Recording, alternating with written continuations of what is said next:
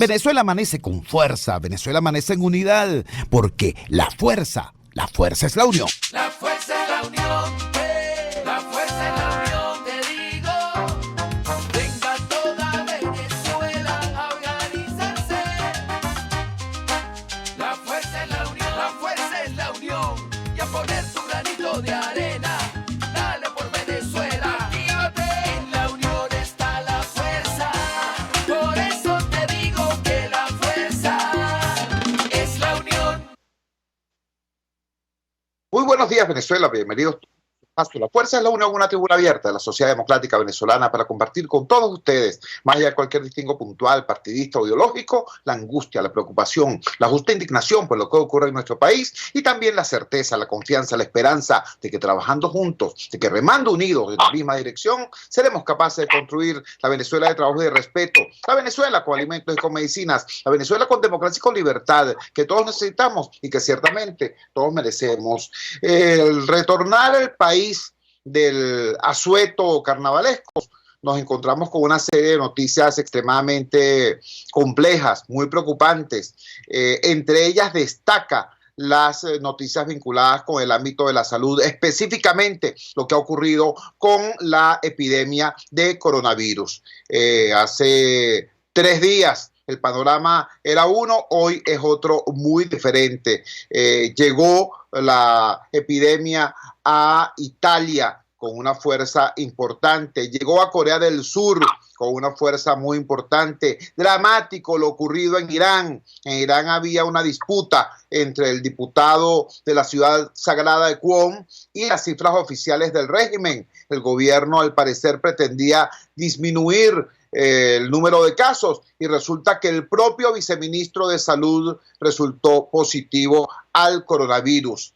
En Estados Unidos el secretario de Estado Pompeo denuncia que Irán intenta disminuir el número de casos en la información que transmite, pero voces del Departamento de Salud de Estados Unidos advierte a la población norteamericana que la pregunta no es si llegará o no llegará el virus a territorio norteamericano, sino cuándo llegará.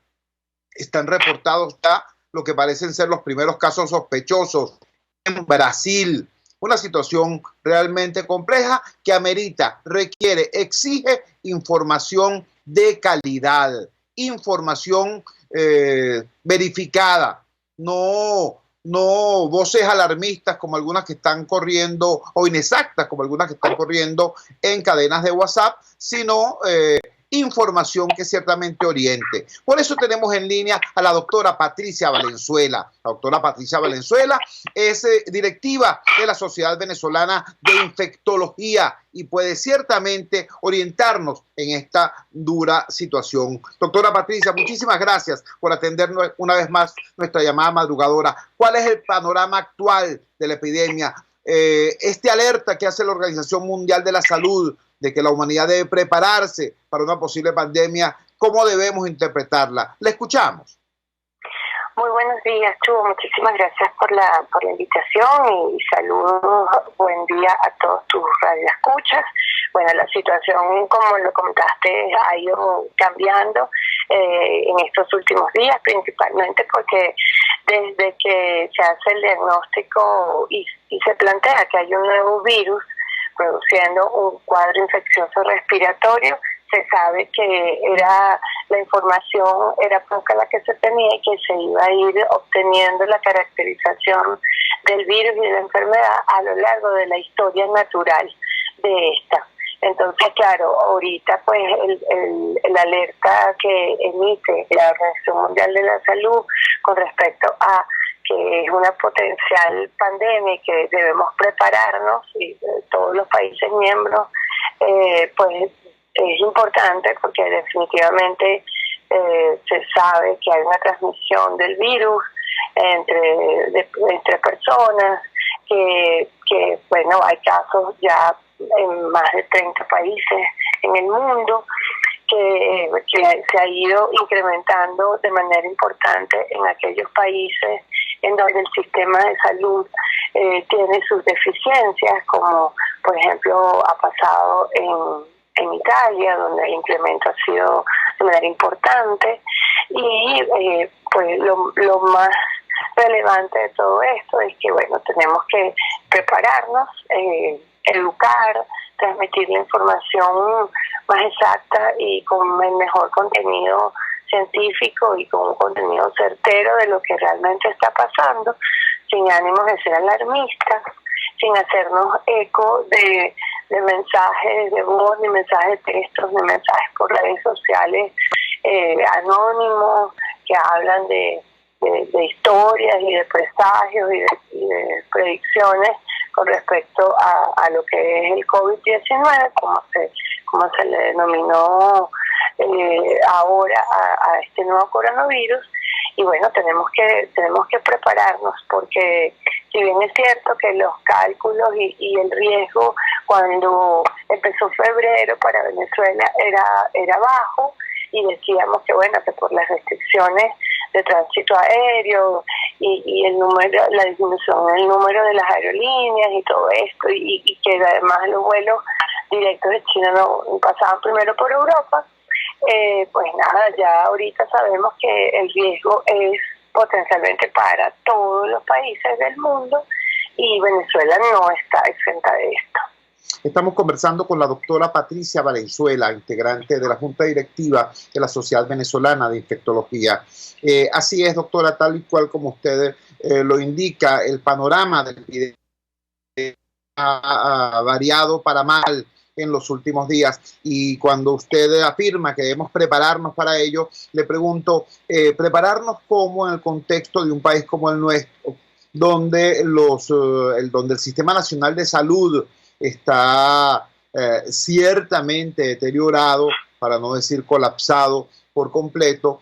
¿De qué manera el ciudadano, además de este tema informativo que es muy importante, cuáles son los elementos básicos de conducta que el ciudadano puede adoptar y debe adoptar ante este peligro? ¿Cuál sería, digamos, el ABC de la conducta del ciudadano ante el riesgo del coronavirus? Y de qué manera pues articular una conducta que compense con esfuerzo ciudadano las deficiencias del sistema de salud. Bueno, fíjate, las medidas preventivas básicamente son las mismas para aquellos virus que producen enfermedades respiratorias como influenza, el virus sincitial respiratorio. El lavado de manos es sumamente importante, el lavado de manos con agua y jabón, o la desinfección de las manos con gel antibacterial varias veces al día. Es importante hacerlos cuando se llega de su trabajo, cuando está en el trabajo, cuando se tocan o se manipula el teclado de la computadora, el tablón o el escritorio en su sitio de trabajo. Eso hay que limpiarlo con relativa frecuencia en el transcurso del día, porque bueno, las personas llegan y si bien es cierto que ya no teníamos la incertidumbre si el virus, el COVID-19, se podía mantener en las superficies inertes, pues ya sabemos que sí puede pasar. Entonces debemos pues lavar las manos con agua y jabón o desinfectarlas con gel antibacterial, y lo mismo hacer con nuestras superficies de contacto frecuente en el trabajo, al llegar a la casa también debemos hacerlo. Debemos entrenar a nuestros hijos para que en el colegio también lo hagan y se laven las manos. Es importante a la hora de manipular los alimentos, el lavado de manos antes, durante y después. Y también es importante evitar el consumo de alimentos de alimentos crudos. Ahorita es importante que estén bien cocinados. Debemos insistir en aquello que de repente suena difícil de hacer, pero uno debería tener en la cocina una tabla para manipular y cortar y preparar alimentos como las frutas y vegetales, otra tabla para lo que son las carnes rojas, otra tabla para lo que son los pescados, para evitar así la contaminación cruzada. Debemos estar alertas, pues ahorita los síntomas importantes son, bueno, siempre lo han sido, fiebre, tos y debilidad acompañada de dolores musculares, y planteábamos que al interrogatorio y antecedentes de viaje a China, específicamente a lo que es la zona de Wuhan, a 14 días antes de haber empezado los síntomas, era sumamente importante. Lo sigue siendo, pero también sigue siendo pues haber estado en alguna ciudad de alguno de los países en donde hay casos confirmados, si hemos sido contacto cercano o trabajador y ha estado en cercanía con casos sospechosos o casos confirmados. Y para este grupo de personas, de personal de salud, como en presencia de estos casos, a los que se les recomienda el uso de la mascarilla o tapabocas. Las que son de papel pues se usan solamente por un día y hay que descartarlas. Las N95 son las que permiten tener un poro más pequeño y así los aerosoles no llegan a ser cercanos a lo que es boca y nariz de la persona, mientras que las de tela pues son las gotas o las microgotas. Y bueno, se descartan una vez usadas 24 horas o si están humedecidas. La verdad es que tenemos que insistir en que lo más importante es el lavado de manos. También antes de ponerse la mascarilla o tapabocas tiene que lavarse las manos, y al retirarla también debe evitar el contacto con lo que es la mascarilla, el cuerpo de la mascarilla como tal, y descartarla pues en las instituciones de salud, pues deben haber ciertas papeleras identificadas para hacer el descarte de este tipo de material. La etiqueta respiratoria es sumamente importante, la hemos llamado así porque debemos evitar estrechar las manos, el saludo con beso, al toser o estornudar se debe cubrir la boca y nariz con el pliegue del codo, y si lo hace con un pañuelo, este pañuelo debe ser desechable, y después que lo utilice, deseche el pañuelo, pues debe lavarse nuevamente las manos.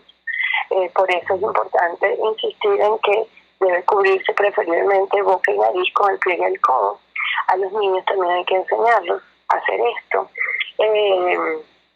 Si hay alguno de los síntomas que mencioné, pues evite ir a sitios públicos, quédese en su casa, y si hay algún signo, por supuesto, buscar la atención médica para que le diga cuáles son las indicaciones que debe hacer, y si estando en casa se presenta algún deterioro de la función respiratoria, es decir, aparece dificultad para respirar, falta de aliento, intolerancia a la vía oral, pues debe nuevamente coloración azulada de lo que es boca y alrededor de los labios y de las manos, de las uñas sobre todo, pues debe asistir nuevamente a la clínica para que se le reevalúe, o al centro de salud, mejor dicho, para que se le reevalúe y, bueno, tomar en consideración si debe ser hospitalizado o no.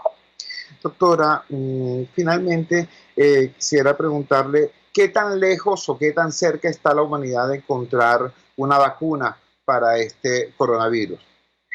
Bueno, la verdad es que ahorita pues tenemos dos opciones, el desarrollo del antiviral o nuevo para el coronavirus, que sería el medicamento, el tratamiento específico, o el desarrollo de la vacuna. El detalle con el desarrollo de las vacunas es que, bueno, necesitas tener una serie de detalles, de características del virus para poder desarrollarla, y su producción de inmediato no pareciera que sea lo viable.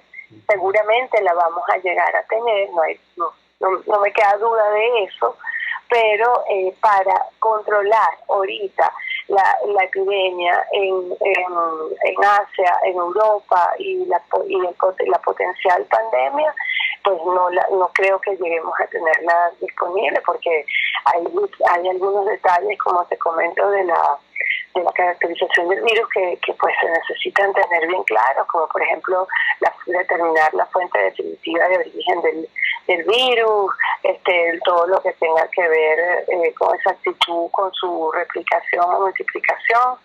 Y bueno, la verdad es que no es un trabajo rápido y debe hacerse con cautela, pues siempre porque son agentes biológicos que pueden ser virus atenuados, pueden ser virus inactivados. Entonces necesitas tener bien caracterizado al virus para poder desarrollar una vacuna adecuada. Entonces se está desarrollando, pero no creo que estemos cerca.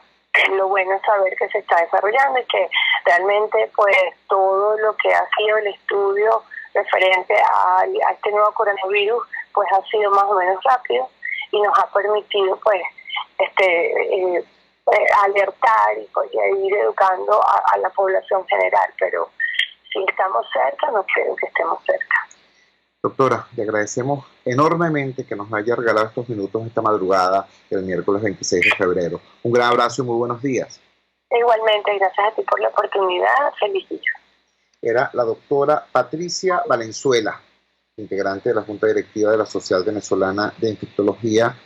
Quiero que comprendan la importancia y, por qué no decirlo, la severidad de la información que nos acaba de dar la doctora Patricia Valenzuela. En primer lugar, no hay otra sintomatología que no sea la similar a la gripe ordinaria. En segundo lugar, no hay otra forma de combatirlo en este momento que mantener lo que llaman los especialistas la etiqueta respiratoria. Tan sencillo como no toser encima de los demás, resguardarnos boca y nariz con el pliegue del codo, así.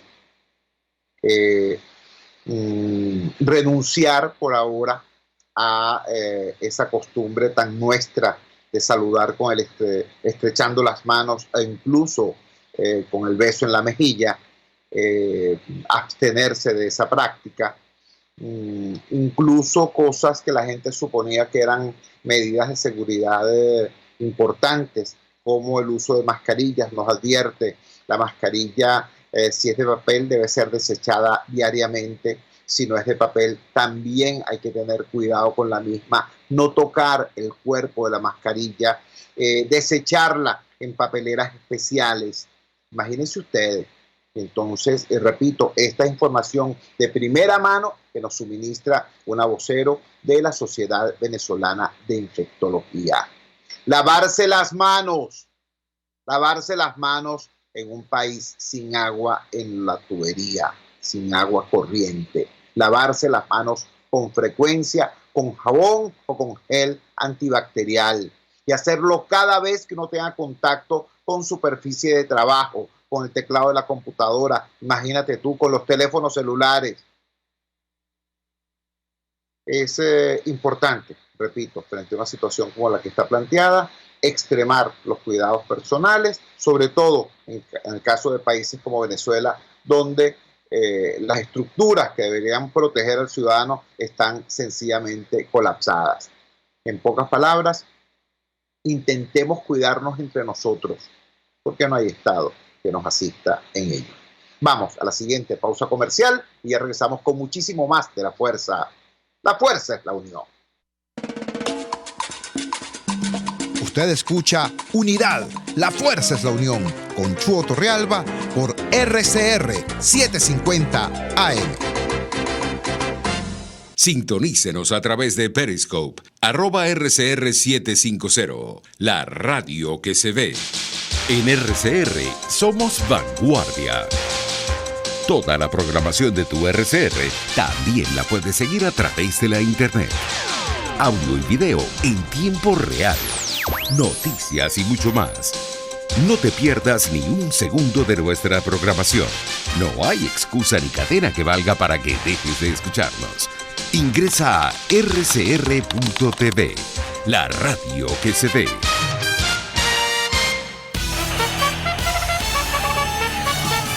Conéctese a la emoción del hipismo nacional e internacional en Trasnocho Hípico, con la llave ganadora, Jesús Oropesa y Héctor Alonso. Estadísticas, entrevistas, pronósticos. Trasnocho Hípico, todos los miércoles, jueves y viernes a las 11 de la noche. Solo por RCR Deportes, 750 AM. Opinión, ideas en debate. Usted escucha a Chuo Torrealba en Unidad. La fuerza es la unión por RCR. Regresamos a La Fuerza es la Unión cuando decimos que los ciudadanos tenemos que cuidarnos entre nosotros porque lamentablemente no podemos contar con el Estado para ello. Es decir, no hay cumplimiento por parte del Estado en esa tarea de dar seguridad, cobertura, protección al ciudadano. No es una frase hecha, no es un tema de la diatriba política ordinaria, no. Es lamentablemente una realidad y fácilmente constatable cuando vemos el más básico nivel de lo que es la atención del Estado al ciudadano en materia de seguridad, como es la actuación de los cuerpos policiales. Los cuerpos policiales, desgraciadamente, están actuando como los vimos actuar en la autopista del Este hace unos días, cuando se produjo una confrontación entre el FAES, efectivos del FAES y efectivos del 6CPC. La información que tenemos hasta ahora es que un supervisor jefe de la Policía Nacional Bolivariana estaba en curso en actividades de extorsión, en actividades irregulares en un lugar de intenso comercio en las cercanías de Sabana Grande en Caracas.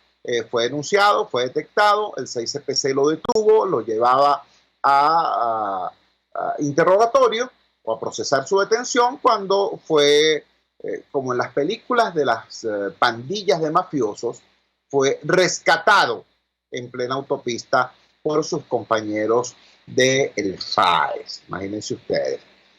Hubo un nuevo evento de confrontación entre efectivos policiales y militares. Lo ocurrido desgraciadamente en una alcabala de Fuerte Tiuna, cuando elementos militares asesinaron a una dama, una detective del 6CPC, del Cuerpo de Investigaciones Científicas Penales y Criminalísticas. Tenemos ya el testimonio de la persona que sobrevivió a ese ataque. La detective tenía un acompañante, una dama que la acompañaba, y esta persona sobrevivió al ataque, está herida, pero se mantuvo siempre estable y ya pudo hablar. El diario El Carabobeño, en su edición electrónica, nos transmite su testimonio.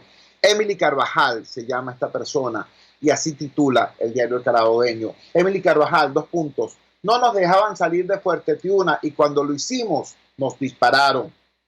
Dice así: Emily Carvajal, la acompañante de Allendri Moreno, la funcionaria del 6CPC asesinada en Fuerte Tiuna, narró que en la alcabala 10 de la instalación las combinaron a retirarse del fuerte y cuando intentaron salir por la alcabala 3 les impidieron la salida. Según el relato, la detective decidió salir y fue entonces cuando les dispararon sin mediar palabra.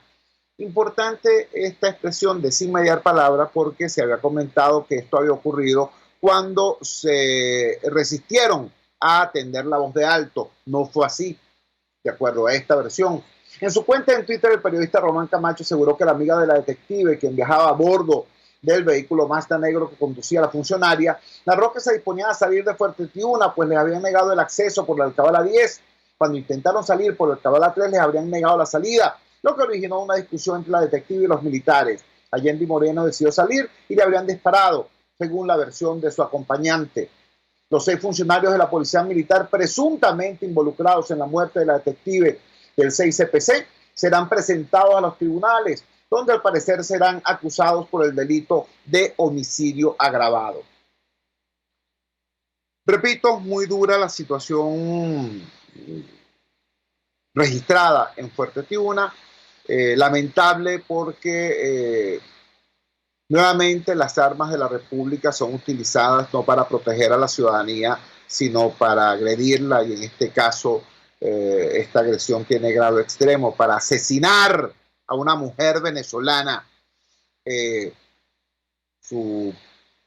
lugar donde ocurre, la profesión de la asesinada, todo esto permite que sea conocida esta situación y que dificulte la práctica usual en otros casos, como es revictimizar a la persona, es decir, asesinan a la persona y luego dicen, no, era un malandro, ¿no? Hizo resistencia a la autoridad, fue un intercambio de disparos, ¿no? En este caso es más difícil porque la persona asesinada es nada más y nada menos que una detective del 6CPC. Pero bueno, esto es tremendamente lamentable porque forma parte de esta drástica situación de inseguridad en que se encuentra la ciudadanía. Repito, inseguridad agravada por los cuerpos policiales y militares, que deberían tener la responsabilidad más bien de proteger al ciudadano. Aparte de esta situación en las alcabalas en Fuerte Tiuna, las redes sociales están prácticamente llenas de denuncias de ciudadanos de cómo, por lo menos en la ciudad de Caracas, las vías principales están infestadas de alcabalas presa, en realidad emboscadas, tendidas por diferentes cuerpos policiales que desgraciadamente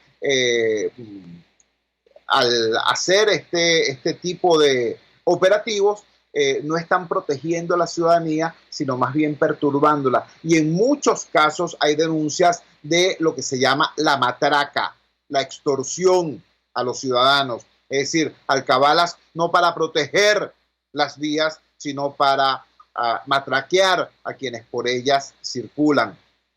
Es una situación, repito, muy complicada. Como corolario de toda esta situación de indefensión del ciudadano, tenemos la muy lamentable información que viene desde el estado Aragua, concretamente en la población de Cagua, porque cuando decimos que la ciudadanía está indefensa nos referimos a todos los ciudadanos, por cierto. Aquí no hay distinción ni de filiación política, ni de profesión. Civiles y militares, los venezolanos estamos a merced del AMPA, porque mientras los cuerpos policiales y militares están peleándose entre ellos, están forcejeando entre ellos o cayéndose a balazos entre ellos, el AMPA va por la libre contra todos. Por eso tenemos que con muchísimo dolor registrar información que conmocionó en el día de ayer, al final de la tarde del día de ayer y hoy en la madrugada, a los medios venezolanos. Mataron a puñaladas a pareja de esposos y a sus 2 hijas en Cagua, estado Aragua. El padre de familia era nada más y nada menos que coronel de la aviación militar, oficial activo de la aviación militar. Dolor en Cagua, estado Aragua, nos dice la gente de la edición digital de Panorama. Maniatados y apuñalados hallaron este martes 25 de febrero una familia en el interior de su vivienda, en el inmueble ubicado en la calle Catatumbo de la urbanización Caciquiare, en el sector Corinza, en Cagua, estado Aragua. Localizaron los 4 cadáveres. El periodista Eliazar Urbáez informó en Twitter que los fallecidos son el coronel de la aviación Gustavo Machado Melo, de 54 años, su esposa Janet Soto, de 49 años, y sus 2 hijos, Gustavo y Gabriela de Los Ángeles Machado Soto. Según Urbáez, los investigadores del 6CPC manejan el móvil del robo por el desorden hallado en la vivienda. Tuiteó además que Machado tenía 54 años y estaba adscrito al grupo aéreo de caza número 16 como técnico de mantenimiento de motores en la base aérea Libertador de Palo Negro, estado Aragua. Paz a sus restos y nuestra palabra de condolencia a sus familiares. Repito, un oficial activo, coronel de la Fuerza Aérea Venezolana, de la aviación militar venezolana, cae muerto a puñaladas junto con toda su familia en la organización Corinsa. Nuevamente, insisto, se conoce este caso por el perfil profesional de la víctima, pero esta situación, desgraciadamente, es un caso más apenas, un reflejo más apenas de la pavorosa situación de inseguridad que padece la familia venezolana en esta hora aciaga de la República. Vamos a la siguiente pausa comercial y ya regresamos con muchísimo más de la fuerza.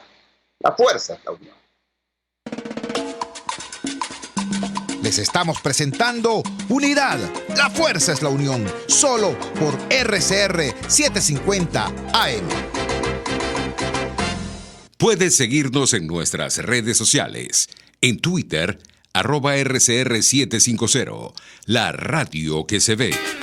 En la crisis se encuentran las oportunidades. Aquí en Sin Estrés se las mostramos con invitados especiales que nos regalan sus experiencias por una Venezuela mejor. Cada tarde, de lunes a viernes a las 3, desde el emprendimiento, la educación, la salud y el entretenimiento. Por nuestra calidad de vida se nos hace necesario tomar un respiro del agobio diario, dedicar unos minutos a la salud mental y emocional para vivir sin estrés. Sin Estrés, de lunes a viernes a las 3 de la tarde por RCR 750 AM y RCR.tv, la radio que se ve. RCR 750 AM. Porque lo bueno une.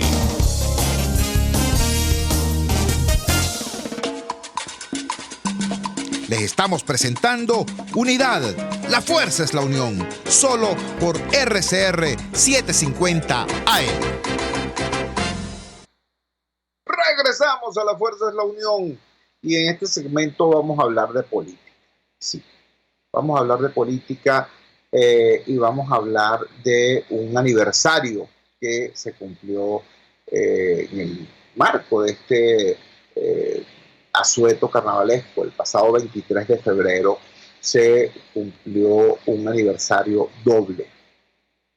Digo doble porque fueron dos los eventos que ocurrieron hace exactamente 1 año y 3 días, con un saldo ciertamente duro y del cual hay que extraer experiencias y aprendizaje. Se produce el primer aniversario de eso que algunos llamaron el Cúcutazo. Ustedes recordarán, hace 1 año, desde la dirección política de la oposición del campo democrático en Venezuela, se desarrolló un planteamiento. Se dijo que la ayuda humanitaria en Venezuela iba a ingresar sí o sí. ¿Recuerdan? Sí o sí. Y que iba a ingresar por Cúcuta. Y además se sugirió la idea de que si el régimen de Maduro se oponía al ingreso de la ayuda humanitaria, entonces esta venía de todas maneras porque había como proteger el ingreso de esa ayuda humanitaria y que ese podía ser el detonante de la salida o de la caída por la fuerza del régimen. ¿Lo recordamos? Porque digo, estamos hablando de hace apenas 12 meses, ¿no? Yo sé que este año ha sido particularmente intenso, pero quien no recuerda su historia se ve condenado, tentado a repetirla.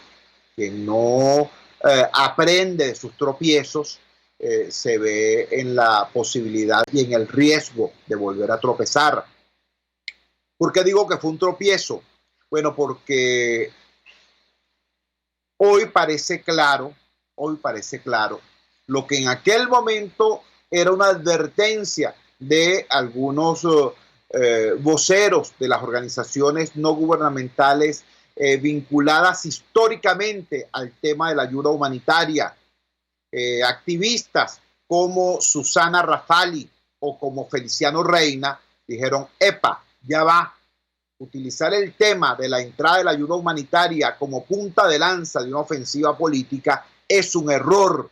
La ayuda humanitaria es un proceso que responde a esquemas y a modelos de actuación internacionalmente validados y debe ser independiente de la pugna política. Debe estar más allá del tema de la confrontación entre los bandos. La ayuda humanitaria debe estar centrada en la atención a la víctima, no en la ofensiva de un factor contra otro o de este contra aquel. Sin embargo, hace un año, repito, este planteamiento no fue atendido y se mantuvo aquella consigna del sí o sí, del vamos a darle, que por ahí se empieza a caer el régimen. Bueno, podemos a estas alturas hacer un balance de lo ocurrido. No entró la fulana ayuda humanitaria por esa vía. La que supuestamente existía prácticamente se diluyó en entregas al detal que si se produjeron no se sabe exactamente dónde ni cómo. Eso más bien permitió que el gobierno reprimiera, persiguiera, hostigara a las organizaciones y a los activistas que sí están históricamente dedicados al tema de la ayuda humanitaria. Todo eso ocurrió. Y mientras eso pasaba en Cúcuta, entre otros episodios más o menos también vergonzosos, pues, allá en Cúcuta pasaron varias cosas que ciertamente mueven a eso, pues a vergüenza. Mientras eso estaba pasando en Cúcuta, por otro lado, en Santa Elena de Guairén estaban ocurriendo cosas extremadamente graves que desgraciadamente escaparon a lo que era la atención del país en aquel momento. La masacre contra el pueblo Pemón tuvo un punto alto precisamente en esos días. Entonces, repito, ha pasado apenas 12 meses de eso. Creo que es muy importante que se tomen nota detallada de eso que ocurrió precisamente para que no se repita. Aquí no se trata, ¿no?, de hacer balance para culpabilizar o para criminalizar, ¿no?, a tal sector, a tal liderazgo o a tal partido. No, ese no es el punto. Ese no es el punto. Aquí hacemos falta todos en la lucha por el rescate de Venezuela, ¿no? Pero precisamente para que ese rescate sea posible, tenemos que aprender de nuestras acciones, tenemos que aprender de lo que hacemos, de los errores para que no se repitan, de las victorias para ejercerlas con prudencia. Y cuando estamos hablando de el cucutazo, no es precisamente de una victoria a lo que nos estamos refiriendo. Digo todo esto porque, en primer lugar, se cumple este aniversario y en segundo lugar nos aproximamos a una situación delicada. Me explico. Si bien hace un año la dirección política opositora de alguna manera invadió el terreno de actuación de las organizaciones de la sociedad civil especializadas en el tema de la ayuda humanitaria, sí, eso pasó hace un año con este saldo lamentable que hoy podemos evaluar. Bueno, hoy tenemos una situación también delicada. El presidente Guaidó, a quien nosotros apoyamos, respaldamos y reconocemos como presidente encargado y presidente de la Asamblea Nacional, que no quede duda de esto, que no quede duda. Pero precisamente porque le apoyamos, nosotros como ciudadanos mostramos nuestra preocupación por algunas ejecutorias. Repito, hace un año, desde la dirección política de la oposición, se usurpó lo que es el ámbito de actuación de las organizaciones humanitarias. Hoy estamos en presencia de otra cosa que debe ser reevaluada. El presidente Guaidó, hace unos días justamente, pues antes del inicio del asueto carnavalesco, anunció que el próximo martes 10 va a haber una movilización hacia la Asamblea Nacional y que en esa movilización se iba a presentar un pliego conflictivo por parte de el campo democrático no se sabe muy bien a qué, si se va a presentar a la Asamblea Nacional o a sí mismo. Bueno, ese tema de forma está por definirse. ¿Por qué digo que debemos tener cuidado con esto y lo refiero a esta situación de hace un año? Bueno, porque hace un año, repito, la dirección política de la oposición usurpó el ámbito de actuación de las organizaciones humanitarias y en esta oportunidad pareciera que la dirección política de la oposición irrumpe en lo que es el ámbito de actuación de los sindicatos y de los gremios. ¿Qué es un pliego conflictivo? Por el amor de Dios. Un pliego conflictivo es el recurso que presenta un sindicato ante la Inspectoría del Trabajo para decir, mira, vengo discutiendo este proyecto de contrato colectivo con el patrono y el patrono se niega a discutir las cláusulas fundamentales. Por eso queremos darle carácter conflictivo a este pliego de peticiones para que empiecen a correr las horas reglamentarias para declararnos legalmente en huelga. Eso es un pliego conflictivo. ¿A quién le vamos a presentar el pliego conflictivo? Al régimen de Maduro. Es decir, vamos a reconocer que el régimen de Maduro es el jefe. ¿Qué es esto? ¿Cómo se organiza este tema del llamado pliego conflictivo convocando una reunión de dirigentes de gremios y de sindicatos, ignorando, por cierto, dejando de lado algunas de los liderazgos naturales y fundamentales en la lucha gremial y sindical? ¿Cómo es eso? Yo, repito, como demócrata, como ciudadano, como hombre que todos los días, cada madrugada que Dios nos regala, estoy acá con ustedes, construyendo esperanza y haciendo oposición. Yo quisiera, de verdad, que la dirección política opositora reflexionara sobre esto y reevaluara este tema y entienda que si hace un año se cometieron graves errores por intentar invadir, usurpar el ámbito de actuación de las organizaciones humanitarias, esta vez pueden cometerse errores similares al intentar intervenir el ámbito de actuación de los movimientos sociales dedicados a la lucha gremial y sindical. Una cosa es acompañar la lucha de los trabajadores y otra cosa es nariciar a los trabajadores. Una cosa es acompañar la lucha de los gremios y sindicatos y otra cosa es instrumentalizarla. Quienes hacen política deben dedicarse a eso, a hacer política y a construir y promover la esperanza de cambio y acompañar al pueblo en sus luchas, por supuesto, pero no a nariciar a ese pueblo y a tratar de instrumentalizar esas luchas en función de objetivos políticos, además de cortísimo plazo. Esa no es la vía, tal y como se demostró hace un año a propósito del tema humanitario. Vamos a la siguiente pausa comercial y ya regresamos con muchísimo más de La Fuerza. La fuerza es la unión. Les estamos presentando Unidad. La fuerza es la unión. Solo por RCR 750 AM. Puedes seguir nuestra programación a través de rcr.tv, la radio que se ve. La Casa del Jabón fabrica para tu hogar, empresa o condominio insecticidas para todo tipo de insectos rastreros y voladores, también para roedores. Además, desinfectantes en variados aromas, jabón líquido, en pasta y en polvo, lavaplatos, cloro, cera, querosén. También expende jabones de tocador, papel higiénico, cremas dentales, desodorantes, bombillos, toallas sanitarias, cepillos dentales y mucho más. Y los huevos no tienen competencia en precio y calidad. La Casa del Jabón te espera en la Avenida Universidad de Monroy Atracabordo, La Candelaria. La Casa del Jabón tiene la solución.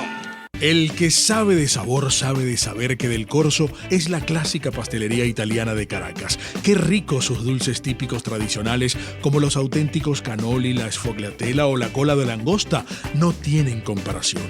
La pasta seca de almendras y chocolate o su gran variedad de tortas, cumpleaños, bodas, bautizos o comuniones, reuniones familiares o eventos corporativos. Teléfono 0212-941-1971. Pastelería Del Corso, la pastelería italiana por tradición y excelencia. Si tienes hernias discales, dolor lumbar, cervical, fascitis plantar, dolor en el hombro, algún posoperatorio de cadera o de rodilla, Global Therap es tu mejor opción en rehabilitación. Búscanos en el Centro Comercial Multiplaza Paraíso, nivel empresarial 2. Teléfono 0212-461-9370. Global Therap y despídete del dolor. Antes de empezar el día, entérese de lo que acontece en el país junto a Pedro García Otero en Titulares de la Mañana. De lunes a viernes a las 6:30 de la mañana. Acompáñelo y empiece su día bien informado. Titulares de la Mañana con Pedro García Otero. Solo por RCR 750 AM. Porque lo bueno une. Amanece con la fuerza de un país que quiere cambio. Chuo Torrealba está al aire en Unidad. La fuerza es la unión. 482-9750 y @Chuo Torrealba por RCR. Regresamos a La Fuerza es la Unión. Quiero dedicar estos minutos finales a el tema del aprendizaje de nosotros mismos como fuerza de cambio y como promotores de la transformación en positivo de nuestro país. En las últimas horas ocurrieron algunos gestos y algunos eventos que a mí me preocupan en mi condición de comunicador y en mi condición de maestro de escuela. Me preocupan mucho porque revelan que este adversario al cual nosotros hemos derrotado en la calle y hemos derrotado en las urnas electorales, el proyecto totalitario chavista, hoy dirigido por Maduro y compañía, ese proyecto que, repito, hemos derrotado políticamente, hemos derrotado en la calle en más de una oportunidad, ha obtenido una victoria importante, ha obtenido una victoria cultural. Me explico. Hay personas que se creen, se asumen demócratas y terminan actuando con la misma saña violenta que utiliza el chavismo. Pero ellos se creen demócratas. Ellos se creen ciudadanos impecables, aunque, repito, actúen con los mismos métodos, con la misma intolerancia, con la misma violencia verbal del chavismo. Tres cosas, bueno, y a veces no solamente verbal, sino física también. Tres cosas ocurrieron en las últimas horas que, repito, me llaman a preocupación. La primera, un video que circuló profusamente en las redes sociales donde un grupo de zagaletones agarran a un muchacho con uniforme de miliciano, lo humillan, lo bañan, lo ensucian, lo empujan, ¿no? Y después todo esto cantando: y va a caer, este gobierno va a caer.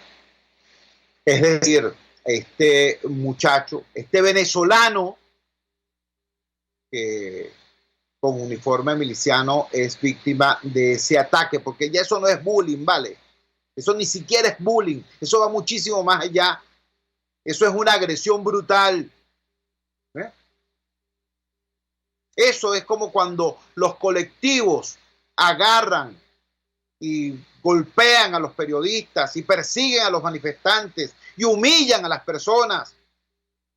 Nosotros no podemos hacer eso y no podemos cerrar los ojos ante eso y no podemos decir: bueno, sí, eso pasa. No vale, eso es inaceptable. Otra cosa que ocurrió lamentable esta vez en el mundo 2.0, en las redes sociales. ¿Ustedes se acuerdan de aquella persona llamada Dubravka?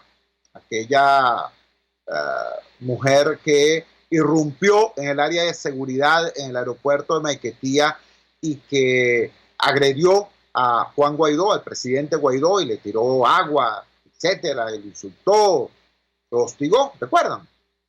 Bueno, al parecer, un sujeto que se dice opositor, agarró unas fotografías y un video íntimo, supuestamente esa persona, y lo publicó en las redes sociales para avergonzar, para humillar, para hacerle bullying a esta persona. Mira, eso no tiene nombre, eso no solamente no es de demócrata, eso no es de hombre, ¿vale? Eso no es de ciudadano, eso no es de venezolano. Nosotros no somos eso. Y no digo nosotros los de oposición, no, nosotros los venezolanos no somos eso. A eso nos ha querido conducir, a ese estado de animalización nos ha querido conducir el proyecto totalitario. Y conducirse de esa forma es regalarle esa victoria cultural al régimen. Por último, hubo una cosa lamentable, desafortunada. El diputado Juan Pablo Guanipa, vicepresidente de la Asamblea Nacional, en las redes sociales, emitió un tuit comentando una declaración dada por Yulimar Rojas, esta excelente deportista venezolana. Yulimar da unas declaraciones diciendo que, en su opinión, el presidente Chávez lo hizo muy bien, abriéndole oportunidades a los jóvenes humildes para participar en deportes de alta competencia. La respuesta que le da el diputado Juan Pablo Guanipa es: celebro tu triunfo, rechazo tu mentira. Humildemente creo que esto fue inadecuado, porque la señora Yulimar Rojas, la deportista, Yulimar Rojas, la venezolana, Yulimar Rojas, no estaba diciendo ninguna mentira. Ella estaba exponiendo su opinión. Y frente a esa opinión de ella, uno puede tener una opinión distinta, ¿no? Porque la opinión de uno no es la verdad. La opinión de uno es la opinión de uno. Así de simple. Bastaba con decir: celebro tu victoria y en relación a tu opinión política yo tengo otra. Debatamos, conversamos, discutimos. Pero llamar a otra persona mentirosa, sencillamente porque tiene una opinión distinta a la mía, es creer que uno es dueño de la verdad. Y quien se cree dueño de la verdad está actuando, pensando, hablando de manera totalitaria. Por eso digo, nosotros los demócratas tenemos que pensar bien, muy bien, porque cierto accionar por creerse radical, terminante, tajante, termina siendo apenas una copia balurda, más balurda aún, de la violencia del adversario. Entonces, entendamos. Para ganarle al totalitarismo, al proyecto totalitario, no basta simplemente con que nuestras marchas sean más grandes o nuestra votación sea superior. No, además hay que actuar de manera distinta, porque si ellos logran que nosotros actuemos con la misma violencia, la misma hazaña, la misma falta de respeto que ellos, entonces habrán ganado, porque nos habrán convertido en la copia de ellos. Y eso no lo podemos permitir. Trabajamos para ustedes en la dirección general de la emisora, Jaime Nestales. Al frente de los controles estuvo César Arteaga. Habló para ustedes su amigo, comunicador popular, activista social, ciudadano en lucha por la democracia y por la libertad, Jesús Chuo Torrealba. Ahora más que nunca, fuerza, Venezuela, porque la fuerza es la unión. RCR presentó Unidad, la fuerza es la unión, con Chuo Torrealba, solo por RCR 750